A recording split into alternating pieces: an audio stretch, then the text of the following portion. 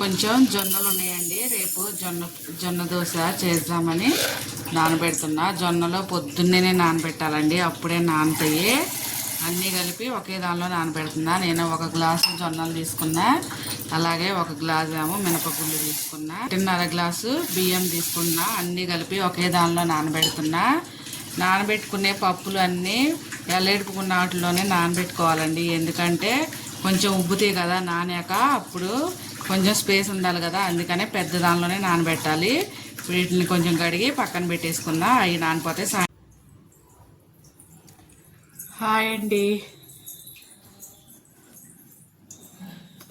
పొద్దున పప్పు నానేసాను కదా, జొన్న దోశలు వేయడానికి జొన్న పిండితో నానిపోయినాయండి. వీటిని ఒకసారి కడిగేసుకొని శుభ్రంగా పిండి పట్టుకుందాం. ఇప్పుడు నేను దోశలు వేసేటప్పుడు ఎక్కువ క్వాంటిటీ వేయను, కానీ ఒక గుప్పెడు మాత్రం వేస్తాను. దోశ వేసినప్పుడల్లా ఒక్కొక్క గుప్పెడు వేసి పిండి పడతాను. శుభ్రంగా కడుక్కొని ఇప్పుడు పిండి పట్టుకుందాం. చూడండి, భలేగా మంచిగా నానియండి జొన్నలు కూడా మంచిగా. పొద్దున 9ంటికి నానేసానండి, ఇప్పుడు మళ్ళీ 9 అయింది. జొన్నలు ఎక్కువసేపు నానితే మంచిగా మెరుగుతాయి. కొంచెం కొంచెం వేసుకుంటా మెత్తగా మిక్సీ పట్టుకుందాం. ఫస్ట్ కొంచెం నీళ్ళు వేసుకుందాం, కొంచెం మెత్తగా నలుగుతుంది.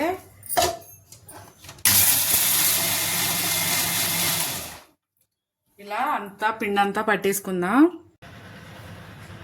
చూడండి, ఇలా మెత్తగా పట్టుకోవాలి. దోశలకి రేషన్ బియ్యం అయితే చాలా బాగుంటుందండి. రేషన్ బియ్యంతో దోశలు చాలా మెత్తగా వస్తాయి భలేగా. మిలిగిన దాంట్లో కూడా మొత్తం పట్టేసుకుందాం. జొన్నలు ఎంత నాన్నా కానీ వాటి గట్టితనం అలాగే ఉంటుందండి. అందుకనే కొంచెం నీళ్ళు వేసుకొని కొంచెం ఎక్కువసేపే పట్టుకోవాలి మిక్సీ. అలాగే దోశ వేసుకునేటప్పుడు కొంతమంది అవి వేసుకుంటారు కదా మెంతులు, కావాలంటే మీరు మెంతులు కూడా వేసుకోవచ్చండి. నేను వేయను, అందుకే వేయలేదు.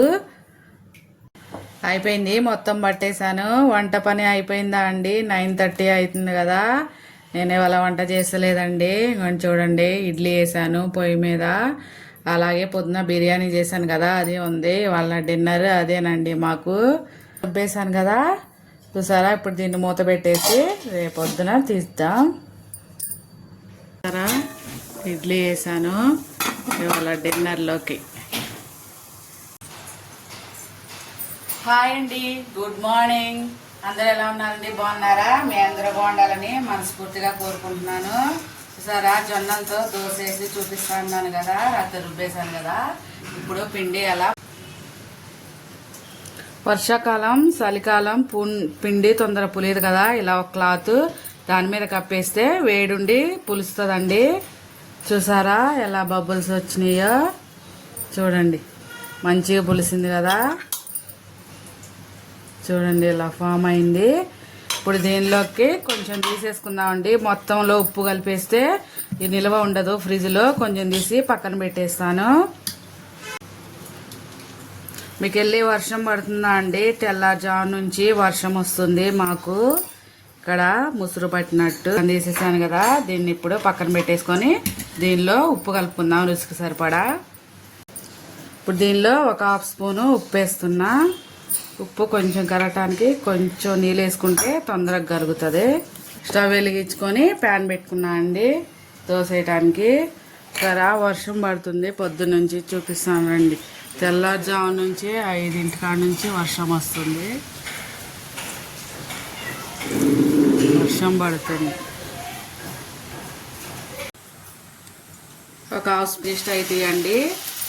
జొన్నలే కాదు, మిల్లెట్స్ అయినా సరే ఎక్కువసేపు నానితే తొందరగా అరుగుదల అవుతుంది.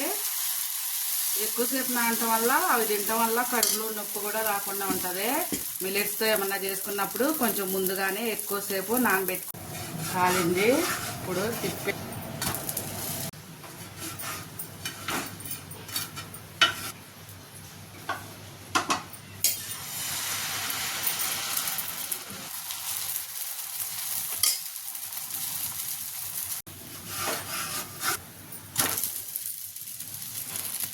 అయిపోయింది. జొన్నల దోశ, హెల్దీ అండ్ టేస్టీ జొన్నల దోశ రెడీ అయింది. దీనిలోకి కాంబినేషన్ నేను దోసకాయ పచ్చడి చేశానండి.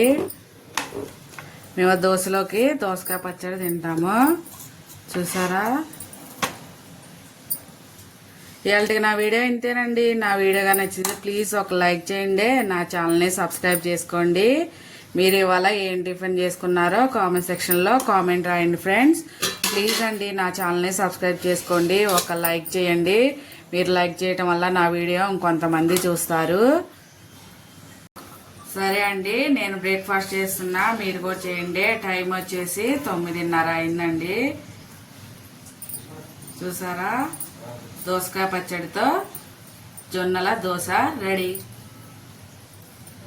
బాయ్ అండి, ఉంటాను.